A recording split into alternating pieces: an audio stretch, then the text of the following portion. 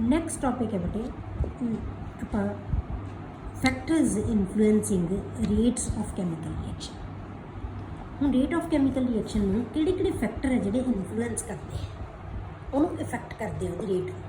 ਪਹਿਲਾ ਕੰਸਨਟ੍ਰੇਸ਼ਨ of the ਰਿਐਕਟਿੰਗ species the concentration ਹੈ ਜਿਹੜੀ। Rate of reaction is directly proportional to the concentration of the reactants. मतलब कि है जिन्नी रिएक्टेंट्स की कंसनट्रेशन ज़्यादा होएगी उन्नी रेट ज़्यादा होएगी, जो कंसनट्रेशन घट है तो उन्नी रेट घट होएगी। क्लीयर हो गया? जिवें आपां फ्यूल नूं जलाउने आ, सानूं की चाहिए, फ्यूल भी चाहिए, ऑक्सीजन भी चाहिए। जे हुण आपां ऑक्सीजन की सप्लाई घट होएगी तो फिर कंबस्टन की है, कंप्लीट नहीं होएगी, रेट की होएगी, घट होएगी रिएक्शन की। क्लीयर हो गया? मतलब की है कि रिएक्टेंट है जिहड़े उन्हां दी सप्लाई ज़्यादा चाहिए है। जिन्ने ज़्यादा होणगे रिएक्टेंट उन्नी नेचर है जी वो डिपेंड करती है, डायरैक्टली प्रोपोर्शनल होगी। दूसरी चीज़ टैंपरेचर के उत्ते डिपेंड करती है। Generally for the most of chemical reaction the reaction rate becomes almost double for every 10 degree rise in temperature. मतलब कि बेटे कि आम तौर पर रिएक्शनस लई कि जे असी किसी भी रिएक्शन के 10 डिग्री टैंपरेचर राइज कर देंगे ना तो वो रेट है जी तकरीबन डबल हो जाती है। तकरीबन कई डबल नालों भी ज़्यादा हो जाती है। बहुत घट रिएक्शन है जिन्हें रेट घटती है या नहीं इफेक्ट होता। आम रिएक्शन से जनरली रिएक्शन के की रेट डबल हो जाती है। तीसरा फैक्टर है बेटे की है nature of reactants and products. हम नेचर से पहले तो कंसनट्रेशन ली सी रिएक्टेंट्स की, हम आप nature of reactants and products. ਹੁਣ ਸਾਨੂੰ ਕੀ ਪਤਾ ਬੇਟੇ ਕਿ ਕੈਮੀਕਲ ਰਿਐਕਸ਼ਨ ਅਸੀਂ ਕਿਹਨੂੰ ਕਹਿੰਦੇ ਆ ਬੇਟੇ, ਜਿਹਦੇ ਵਿੱਚ ਰਿਐਕਟੈਂਟਸ ਦੇ ਬੌਂਡ ਕੀ ਹੈ ਬ੍ਰੇਕ ਹੋਣਗੇ ਤੇ ਪ੍ਰੋਡਕਟ ਬਣਨ ਵਾਸਤੇ ਨਵੇਂ ਬੌਂਡਸ ਬਣ ਜਾਣਗੇ। ਤਾਂ ਹੁਣ ਇਹਨਾਂ ਦੀ ਨੇਚਰ ਤੇ ਕਿ ਜੇ ਤਾਂ ਬੌਂਡਸ ਨੂੰ ਬ੍ਰੇਕ ਕਰਨ ਲਈ એનર્ਜੀ ਘੱਟ ਚਾਹੀਦੀ ਹੈ ਤਾਂ ਰਿਐਕਸ਼ਨ ਕੀ ਹੋਏਗਾ, ਫਾਸਟ ਹੋਏਗਾ। ਜਾਂ ਬੌਂਡ ਬਣਨ ਨਾਲ ਜ਼ਿਆਦਾ એનર્ਜੀ ਰਿਲੀਜ਼ ਹੋ ਰਹੀ ਹੈ ਤਾਂ ਰਿਐਕਸ਼ਨ ਕੀ ਹੋਏਗਾ, ਫਾਸਟ ਹੋਏਗਾ। ਮਤਲਬ ਕੀ ਹੈ ਕਿ ਜਿੰਨੀ ਈਜ਼ੀਲੀ ਕੋਈ ਬੌਂਡ ਟੁੱਟ ਸਕਦਾ ਹੈ ਜਾਂ कोई ईजीली बॉन्ड बन सकता है तो वो रेट की है उन्नी ज़्यादा होगी। ठीक है? Chemical reaction involves the breaking of old bonds and formation of new bonds. The reactivity therefore related to the ease with which the specific bonds are broken और फॉर्म्ड। कितनी आसानी नाल बॉन्ड बनेगा या टुटेगा उहदे ते डिपेंड करेगी उहदी रेट। क्लियर? फोर्थ पॉइंट की है प्रेजेंस ऑफ कैटलिस्ट। हुण कैटलिस्ट ते डिपेंड करेगा। कई रिएक्शन इहो ਜਿਹੇ ਹੁੰਦੇ ਬੇਟੇ ਜਿਹੜੇ ਕੈਟਲਿਸਟ ਦੀ ਪ੍ਰੈਜ਼ੈਂਸ ਦੇ ਵਿੱਚ ਬਹੁਤ ਘੱਟ ਹੁੰਦੀ ਹੈ ਰੇਟ ਉਹਨਾਂ ਦੀ, ਪਰ ਜੇ ਕੈਟਲਿਸਟ ਦੀ ਪ੍ਰੈਜ਼ੈਂਸ ਦੇ ਵਿੱਚ ਕਰੀਏ ਤਾਂ ਰਿਐਕਸ਼ਨ ਕੀ ਹੋ ਜਾਂਦੇ ਫਾਸਟ ਹੋ ਜਾਂਦੇ। ਕੈਟਲਿਸਟ ਤੁਹਾਡੇ ਵਾਸਤੇ ਨਵਾਂ ਨਹੀਂ ਬੇਟੇ, ਕੈਟਲਿਸਟ ਤੁਸੀਂ ਪੜ੍ਹਿਆ ਹੋਇਆ ਪਹਿਲਾਂ ਵੀ। ਕੈਟਲਿਸਟ ਕਿਹਨਾਂ ਨੂੰ ਕਹਿੰਦੇ ਅਸੀਂ, ਉਹ ਸਬਸਟੈਂਸ ਹੁੰਦੀ ਹੈ ਜਿਹੜੀ ਕਿ ਕਿਸੇ ਵੀ ਰਿਐਕਸ਼ਨ ਦੀ ਰੇਟ ਨੂੰ ਇਨਫਲੂਐਂਸ ਕਰਦੀ ਹੈ। ਉਹਦੀ ਰੇਟ ਨੂੰ ਵਧਾ ਵੀ ਸਕਦੀ ਹੈ, ਘਟਾ ਵੀ ਸਕਦੀ ਹੈ। ਆਮ ਤੌਰ 'ਤੇ ਅਸੀਂ ਵਧਾਉਣ ਵਾਸਤੇ ਯੂਜ਼ ਕਰਦੇ ਹਾਂ ਵਿਦਾਊਟ ਅੰਡਰਗੋਇੰਗ ਐਨੀ ਕੈਮੀਕਲ ਚੇਂਜ ਇਟਸੈਲਫ। कैटलिस्ट बेटे वो सबसटेंस होंगी है जी सिर्फ रेट में इफेक्ट करेगी पर आप कैमिकल रिएक्शन के पार्टिसिपेट नहीं। कैमिकली जिहे जहा कैटलिस्ट असीं लवांगे प्रोडक्ट के नाल उही जिही कैटलिस्ट वापस निकल जाएगा, उन्होंने असीं कैटलिस्ट करनी है। Clear? A catalyst is a substance which influences the rate of reaction without undergoing any chemical change itself. कोई ये चेंज नहीं होगी। नैक्सट है जो पॉइंट बेटे सरफेस एरिया। ਹੁਣ ਸਰਫੇਸ ਏਰੀਆ ਜਿੰਨਾ ਜ਼ਿਆਦਾ ਹੋਏਗਾ ਰਿਐਕਟੈਂਟਸ ਦਾ ਉਨਾ ਰਿਐਕਸ਼ਨ ਕੀ ਹੋਏਗਾ, ਫਾਸਟ ਹੋਏਗਾ। ਜਿੰਨਾ ਏਰੀਆ ਘੱਟ ਹੋਏਗਾ ਰਿਐਕਸ਼ਨ ਉਨਾ ਸਲੋ ਹੋਏਗਾ। ਸਰਫੇਸ ਏਰੀਆ ਦੇ ਉੱਤੇ ਡਿਪੈਂਡ ਕਰਦਾ ਕਿ ਸਰਫੇਸ ਏਰੀਆ ਜਿੰਨਾ ਜ਼ਿਆਦਾ ਹੋਏਗਾ ਰਿਐਕਸ਼ਨ ਉਨਾ ਫਾਸਟ ਹੋ ਜਾਏਗਾ। ਹੁਣ ਆਪਾਂ ਇੱਕ ਲੌਗ ਆਫ ਵੁੱਡ ਲੈ ਲਿਆ, ਉਹਨੂੰ ਜਲਾ ਲਿਆ, ਉਹ ਮੁਸ਼ਕਿਲ ਨਾਲ ਜਲੇਗਾ। ਆਪਾਂ ਉਹਨੂੰ ਤੋੜਤਾ, ਦੋ ਹਿੱਸੇ ਕਰਤੇ, ਇਹਦਾ ਮਤਲਬ ਕੀ ਕਰਾਂਗੇ ਬੇਟੇ ਸਰਫੇਸ ਏਰੀਆ ਵੱਧ ਗਿਆ ਕਿਉਂਕਿ ਜਿੱਥੋਂ ਤੋੜਿਆ ਉਹ ਦੋਨੋਂ ਪਾਸੇ ਸਰਫੇਸ ਪੂਰਾ ਲੌਗ ਹੁਣ ਉਹਦਾ ਏਰੀਆ ਇੰਨੇ ਚਾਰੇ ਪਾਸੇ ਘੁੰਮ ਗਿਆ। ਉਹ ਹੁਣ ਜੇ ਅਸੀਂ ਉਹਦੇ 4 ਪੀਸ ਕਰਤੇ ਏਰੀਆ ਹੋਰ ਵੀ ਵੱਧ ਗਿਆ। ਜੇ ਛੋਟੇ ਛੋਟੇ ਪੀਸ ਕਰਤੇ ਤਾਂ ਕੀ ਹੈ ਏਰੀਆ ਹੋਰ ਵੀ ਜ਼ਿਆਦਾ ਹੋਏਗਾ, ਉਨੀ ਰੇਟ ਉਹਦੀ ਵੱਧਦੀ ਜਾਏਗੀ। मतलब कि है जिन्ना सरफेस एरिया बढ़ता जाएगा रेट ऑफ रिएक्शन उन्नी फास्ट होती जाएगी। अगे एक्सपोजर टू रेडिएशनस। ਹੁਣ कई रिएक्शन बेटे ये सिर्फ उन्होंने वास्ते है ਜਿਹੜੇ रेडिएशनस जिन्होंने एनर्जी चाहिए रेडिएशनस तो उन्होंने ਲਈ है। ਹੁਣ in some cases rate of chemical reaction is increased by the use of certain radiations। उस रेडिएशनस ਨੂੰ यूज़ ਕਰਨ ਦਾ ਰੇਟ ਹੈ रेडिएशनस ਨੂੰ यूज़ ਕਰਨ ਦਾ ਰੇਟ ਵੱਧ ਜਾਂਦੀ ਹੈ। द एनर्जी ऑफ दीज रेडिएशनस ਹੁਣ ਇਹਨਾਂ रेडिएशनस ਕੋਲ ਕੀ ਹੁੰਦੀ ਹੈ ਬੇਟੇ ਹਰੇਕ रेडिएशनस ਕੋਲ एनर्जी ਹੁੰਦੀ ਹੈ। ਆਪਾਂ ਕੀ ਕਿਹਾ E = H ਨੂੰ ਪੜ੍ਹਿਆ ਹੋਇਆ ਆਪਾਂ, ਠੀਕ ਹੈ। +1 ਦੇ ਵਿੱਚ। ਤਾਂ ਇਹ ਰੇਡੀਏਸ਼ਨਸ ਦੀ એનર્ਜੀ ਹੈ ਜਿਹੜੀ ਉਹ ਕੀ ਹੈ, is used to break certain bonds in reactants. ਤਾਂ ਇਹ એનર્ਜੀ ਹੈ ਜਿਹੜੀ ਬੌਂਡਸ ਨੂੰ ਬ੍ਰੇਕ ਕਰਨ ਵਾਸਤੇ ਯੂਜ਼ ਹੋ ਜਾਂਦੀ ਹੈ। ਤਾਂ ਉਹਦੇ ਵਿੱਚ ਉਹਨਾਂ ਰਿਐਕਸ਼ਨਸ ਦੇ ਵਿੱਚ ਜਦੋਂ ਅਸੀਂ ਰੇਡੀਏਸ਼ਨ ਦੇ ਐਕਸਪੋਜ਼ਰ ਕਰ ਦਾਂਗੇ, ਉਹਨਾਂ ਨੂੰ ਲਾਈਟ 'ਚ ਰੱਖ ਦਾਂਗੇ, ਤਾਂ ਰਿਐਕਸ਼ਨ ਹੈ ਜਿਹੜਾ ਕੀ ਹੋ ਜਾਏਗਾ, ਫਾਸਟ ਹੋ ਜਾਏਗਾ। ਕਲੀਅਰ ਹੋ ਗਿਆ। ਅਗਲਾ ਆ ਗਿਆ ਬੇਟੇ topic dependence of reaction rate on concentration. ਹੁਣ ਕੰਸੈਂਟਰੇਸ਼ਨ ਤੇ ਕਿਵੇਂ ਡਿਪੈਂਡ ਕਰਦੀ ਹੈ। The rate of reaction is directly proportional to the concentration of reactants. ਆਪਾਂ ਪਹਿਲਾਂ ਹੀ ਪੁਆਇੰਟ ਕੀਤਾ ਸੀ ਜਿਹਦੇ ਵਿੱਚ ਆਪਾਂ ਕਿਹਾ ਸੀ ਕਿ ਕੰਸੈਂਟਰੇਸ਼ਨ ਤੇ ਡਿਪੈਂਡ ਕਰਦੀ ਹੈ, ਤਾਂ ਆਪਾਂ ਕਿਹਾ ਸੀ ਡਾਇਰੈਕਟਲੀ ਪ੍ਰੋਪੋਰਸ਼ਨਲ ਹੁੰਦੀ ਹੈ। ਕਲੀਅਰ ਹੋ ਗਿਆ। ਹੁਣ ਇਸ ਬੇਸ ਤੇ ਜਿਹੜਾ ਹੈਗਾ ਆਪਾਂ ਕੋਲੇ ਗੁਲਬਰਗ ਤੇ ਬੇਗੇ ਨੇ ਇੱਕ ਐਕਸਪ੍ਰੈਸ਼ਨ ਦਿੱਤਾ ਬੇਟੇ, ਜਿਹਨੂੰ ਅਸੀਂ ਕਹਿੰਦੇ ਹਾਂ law of mass action. Law of mass action ਇਹ ਕੀ ਹੈ, a quantitative relationship between the rate of reaction and the molar concentration of the reactants. ਇਹ ਇੱਕ ਕੁਆਂਟੀਟੇਟਿਵ ਰਿਲੇਸ਼ਨਸ਼ਿਪ ਹੈ ਕਿਹਦੇ ਵਿੱਚ, ਰੇਟ ਆਫ ਰਿਐਕਸ਼ਨ ਤੇ ਮੋਲਰ ਕੰਸੈਂਟਰੇਸ਼ਨ ਦੇ ਵਿੱਚ। ਦਿੱਤਾ ਕਿਹਨੇ ਸੀ ਇਹ, ਗਿਵਨ ਬਾय ਗੁਲਬਰਗ ਇਨ 1867, ਤੇ ਜਿਹਨੂੰ ਅਸੀਂ ਕਹਿੰਦੇ ਕੀ ਹੈ, known as law of mass action. ਉਹਨੂੰ ਕਹਿੰਦੇ ਅਸੀਂ law of mass action. According to this law, ਹੁਣ ਇਹਦੀ ਡੈਫੀਨੇਸ਼ਨ ਕੀ ਹੈ, at a given temperature the rate of a chemical reaction is directly proportional to the product of the molar concentrations of the reactants। ਜੇ ਆਪਾਂ reactants ਲੈ ਲਈਏ, ਉਹਨਾਂ ਦੀ ਜਿਹੜੀ ਕੰਸੈਂਟਰੇਸ਼ਨਸ ਦੀ ਪ੍ਰੋਡਕਟ ਲੈ ਲਈਏ, ਜਿੰਨੇ ਵੀ ਰਿਐਕਟੈਂਟ ਹੋਣਗੇ ਸਾਰਿਆਂ ਦੀਆਂ ਕੰਸੈਂਟਰੇਸ਼ਨਸ ਦੀ ਪ੍ਰੋਡਕਟ ਲੈ ਲਈਏ, ਮਤਲਬ ਗੁਣਾ ਲੈ ਲਈਏ, ਠੀਕ ਹੈ। Molar concentration of reactant is also called active mass. ਉਹਨੂੰ ਆਪਾਂ ਕੀ ਕਹਿੰਦੇ, ਐਕਟਿਵ ਮਾਸ ਕਹਿੰਦੇ, ਐਕਟਿਵ ਮਾਸ ਵੀ ਕਹਿ ਦਿੰਦੇ ਹਾਂ। ਜਿਵੇਂ ਆਪਾਂ ਐਗਜ਼ਾਮਪਲ ਲੈ ਲਈ, A+B ਗਿਵਜ਼ 2AB। 2AB ਨਾਲ ਅਸੀਂ ਕੋਈ ਕੰਸਰਨ ਨਹੀਂ, ਅਸੀਂ ਸਿਰਫ ਰਿਐਕਟੈਂਟ ਲੈ ਰਹੇ ਹਾਂ। A+B ਮਿਲ ਕੇ ਕੀ ਪ੍ਰੋਡਕਟ ਬਣਾ ਰਹੇ ਆ ਕੋਈ ਵੀ। According to law of mass action, ਜੇ ਆਪਾਂ ਲਾ ਆਫ ਮਾਸ ਐਕਸ਼ਨ ਦੇਖੀਏ ਤਾਂ ਇਹ ਕੀ ਕਹਿੰਦਾ ਬੇਟੇ ਕਿ rate is directly proportional to concentration of A multiplied by concentration of B। ਜਿੱਥੇ C ਵੀ ਹੁੰਦਾ ਤਾਂ ਆਪਾਂ ਮਲਟੀਪਲਾਈਡ ਬਾਈ ਕੰਸੈਂਟਰੇਸ਼ਨ ਆਫ C। ਜਿੰਨੇ ਵੀ ਰਿਐਕਟੈਂਟ ਹੈ ਉਹਨਾਂ ਸਾਰਿਆਂ ਦੀ ਕੰਸੈਂਟਰੇਸ਼ਨ ਦੀ ਪ੍ਰੋਡਕਟ ਦੇ ਡਾਇਰੈਕਟਲੀ ਪ੍ਰੋਪੋਰਸ਼ਨਲ ਹੁੰਦਾ ਹੈ। ਇਹਨੂੰ ਅਸੀਂ ਕਹਿੰਦੇ ਹਾਂ ਲਾ ਆਫ ਮਾਸ ਐਕਸ਼ਨ। ਠੀਕ ਹੈ ਬੇਟਾ, ਇਹਦੇ ਪ੍ਰੋਪੋਰਸ਼ਨਲ ਹੋ ਗਿਆ। ਹੁਣ ਜੇ ਅਸੀਂ ਇਕੁਅਲ ਟੂ ਪ੍ਰੋਪੋਰਸ਼ਨੈਲਿਟੀ ਕਾਂਸਟੈਂਟ ਹਟਾ ਦਈਏ ਤਾਂ ਆਪਾਂ ਕਿ ਕਾਂਸਟੈਂਟ ਲਾ ਦਈਏ ਤਾਂ ਫਿਰ ਕੀ ਆਏਗਾ, rate is equal to K into A concentration into B concentration. K ਕੀ ਚੀਜ਼ ਹੈ ਬੇਟੇ, ਕਾਂਸਟੈਂਟ ਆਫ ਪ੍ਰੋਪੋਰਸ਼ਨੈਲਿਟੀ। ਇਹਨੂੰ ਆਪਾਂ ਕੀ ਕਹਿੰਦੇ ਆ, called rate constant. K is called rate constant. Clear.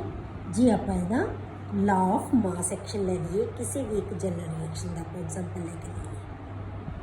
ਹੁਣ ਜੇ ਆਪਾਂ ਰੇਟ ਕਾਂਸਟੈਂਟ ਨੂੰ ਡਿਫਾਈਨ ਕਰਨਾ ਹੋਵੇ ਬੇਟੇ, ਵੀ ਆਪਾਂ ਦੱਸਣਾ ਹੋਵੇ ਕਿ ਰੇਟ ਕਾਂਸਟੈਂਟ ਕੀ ਚੀਜ਼ ਹੈ, ਤਾਂ ਆਪਾਂ ਕੀ ਲਵਾਂਗੇ, if concentration of reactants is unity. ਜੇ ਅਸੀਂ ਕੰਸੈਂਟਰੇਸ਼ਨਸ ਨੂੰ ਯੂਨਿਟੀ ਮੰਨ ਲਈਏ, ਜਿੰਨੀਆਂ ਵੀ A is equal to B, concentration of A is equal to concentration of B is equal to 1। Square bracket बेटे हमेशा किनू रिप्रेजेंट करता है, कंसनट्रेशन। ये आप 1 च भी किया हुआ है, स्क्वेयर ब्रैकेट जितने भी असीं ला देंगे वो कंसनट्रेशन को रिप्रेजेंट करे। एक ही है 1 ले लिया, मतलब सारे रिएक्टेंट्स के कंसनट्रेशन को आप 1 1 1 मान। Then rate is equal to K into 1 is equal to K। तो इसका मतलब की हो गया, स्पैसीफिक रेट ਨੂੰ ਆਪਾਂ ਕੀ ਕਹਿ ਦਿੰਦੇ ਹਾਂ, ਰੇਟ ਕਾਂਸਟੈਂਟ, ਜਦੋਂ ਅਸੀਂ ਕੰਸੈਂਟਰੇਸ਼ਨ ਕੀ ਮੰਨ ਲਿਆ, ਯੂਨਿਟੀ। ਦਸ at a given temperature the rate constant is defined as the rate of reaction when molar concentration of each of the reactants is unity. ਤਾਂ ਕਿਵੇਂ ਡਿਫਾਈਨ ਕਰਦੇ ਹਾਂ ਆਪਾਂ ਬੇਟੇ, rate of reaction when molar concentration of each of the reactants is unity. ਹਰੇਕ reactant ਦੀ ਜਦੋਂ ਅਸੀਂ ਕੰਸੈਂਟਰੇਸ਼ਨ ਨੂੰ ਯੂਨਿਟੀ ਮੰਨ ਲਿਆ, ਉਦੋਂ ਜਿੰਨੀ ਰੇਟ ਹੈ ਉਹਨੂੰ ਅਸੀਂ ਕੀ ਕਹਿ ਦਾਂਗੇ, rate constant. Therefore rate constant is also called specific reaction rate. Rate ਹੈ ਜਿਹੜੀ ਉਹ ਤਾਂ ਜਦੋਂ ਮਰਜ਼ੀ ਹੋ ਸਕਦੀ ਹੈ ਬੇਟੇ, ਇਹਦੇ ਕੰਸੈਂਟਰੇਸ਼ਨ ਜਦੋਂ ਜਿੰਨੀਆਂ ਮਰਜ਼ੀ ਹੋਣ, ਜਿਹੜੀ ਉਹਨਾਂ ਦੀ ਰੇਟ ਹੋਏਗੀ, ਜਿਹੜਾ ਵੀ ਉਹਨਾਂ ਦੀ ਸਪੀਡ ਆਪਾਂ ਲੈ ਲਈ ਰਿਐਕਸ਼ਨ ਦੀ, ਉਹ ਕੀ ਹੈ, ਰੇਟ ਹੈ। पर जे असी कंसनट्रेशन ਨੂੰ स्पैसिफिक करता 1 ਮੰਨ लिया तो उदों जी रेट होएगी उन्होंने असीं की कह देंगे रेट कॉन्सटेंट। इसे करके इन्हूं की कहा जाता है स्पैसिफिक रिएक्शन रेट भी कह देंगे असीं रेट कॉन्सटेंट। क्लीयर हो गया। हुण आ गया बेटे अगे ये एक थ्योरेटिकल कॉन्सैप्ट सी, मतलब कि एक बैलेंस्ड इक्वेशन लैके उहदे बेस ते ये लॉ ऑफ मास एक्शन देता गुलबर्ग ते बेगे ने। ठीक है, हुण आपां ले लिया जे आपां लईए रेट लॉ एक्सप्रैशन। हुण रेट लॉ एक्सप्रैशन की है बटे, ये हैगा एक एक्सपैरीमेंटल एक्सप्रैशन। वो थ्योरेटिकल सी, एक ही है एक्सपैरीमेंटल, मतलब एक्सपैरीमेंटली रेट एक्चुअली कितनी कंसनट्रेशन ते डिपेंड करती है उन्होंने असीं की लवांगे रेट लॉ एक्सप्रैशन। इदां दा ही एक्सप्रैशन लवांगे आपां रेट दा, पर वो की होएगा एक्सपैरीमेंटली प्रूवड होएगा, उन्होंने असीं कहांगे rate law expression. Clear. It is the experimental observation of rate of reaction. हुण रेट ऑफ रिएक्शन दी एक्सपैरीमेंटल ऑब्जरवेशन है, मतलब एक्चुअली रेट है जिहड़ी वो किहदे ते डिपेंड करदी है, कितनी कंसनट्रेशन ते, किहड़े रिएक्टेंट दी किहड़ी कंसनट्रेशन ते डिपेंड करदी है। Consider a general reaction A plus B gives product. A की चीज़ है तो बी की चीज़ है बेटे, स्मॉल ए तो स्मॉल बी की है, स्टोकियोमेट्रिक है, कोफिशिएंट्स है, कैपिटल ए तो कैपिटल बी है, रिएक्टेंट्स है, मतलब इन्हां दे ए जिवें मान लीए 1A 1B या तो 2A 1B, मतलब कि इन्हां दी स्टोकियोमेट्री एक बैलेंस इक्वेशन दे विच जिहड़े अगे आपां कोफिशिएंट लाउने आ उन्हां नूं कहंदे आ असीं स्टोकियोमेट्रिक कोफिशिएंट्स। आपां ए ते ना आपां इक्विलिब्रियम च भी कीती सी ये चीज़।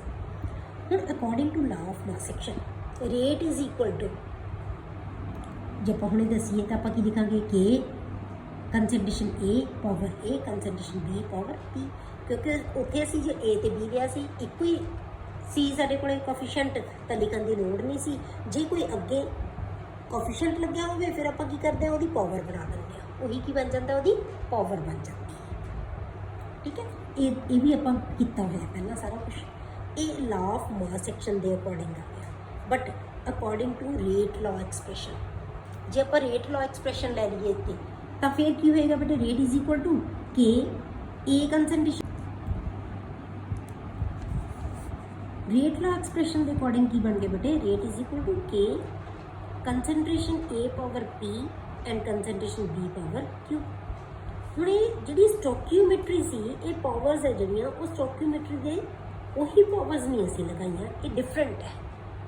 पी ते क्यू की चीज़ है बेटे, ये पावर्स है, ये जिहड़ियां एक्सपैरीमेंटली प्रूव हुई है कि इहदी कितनी पावर ते डिपेंड करे कि बी दी कितनी पावर ते डिपेंड करे। ये एक्सपैरीमेंटली प्रूवड डाटा है पी एंड क्यू। एक ही है बैलेंस्ड केमिकल इक्वेशन तो लिया, फर्क पता लग गया दोनों च।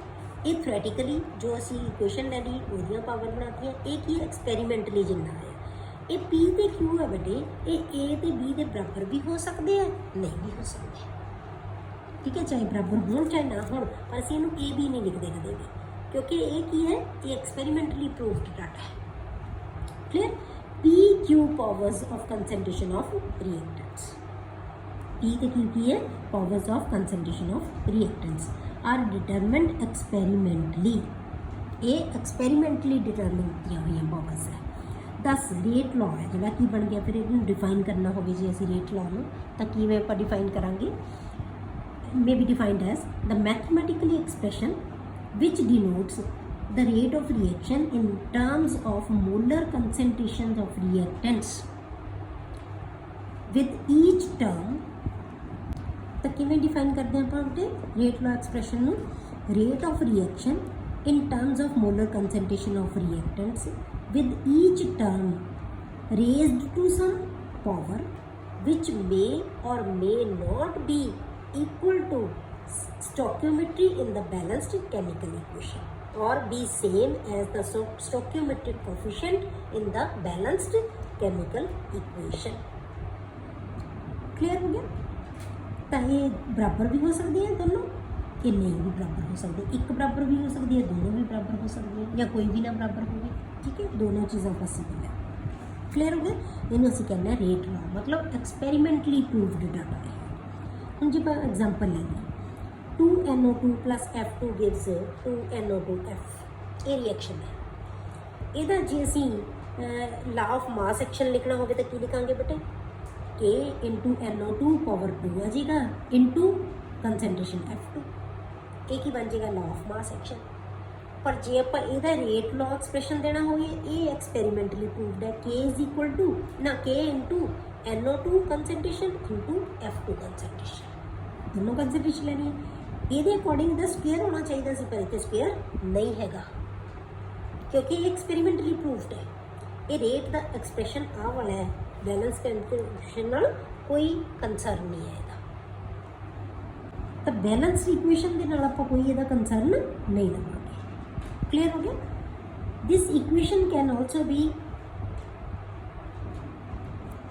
रिटन एज, इनू आप इदा भी लिख सकते हैं माइनस डी आर, आप पहला किया कल किया, ठीक है। तो वो की सी D R concentration upon D T, small change जो होंगी है टाइम के तो आप की लिखते सी minus D R upon D T, rate में आप आ चीज़ लिखती, रेट की बजाय की लिखता minus D R upon D T is equal to K into NO2 concentration into F2 concentration. Clear के ये चीज़ लिख सकते हैं क्योंकि अगे जो आप पढ़ना है तो उन्होंने वास्ते आप यही एक्सप्रैशन यूज़ करेंगे। रेट में असीं इदा ही लिखांगे, डिफरेंशियल रेट, इन्हें कहते हैं differential rate equation. This is called, this form of equation is called differential rate equation. इन्हों आप की कहने डिफरेंशियल रेट इक्वेशन। क्लियर? अगे जो टॉपिक करांगे अपने बेटे आएगा ऑर्डर ऑफ रिएक्शन।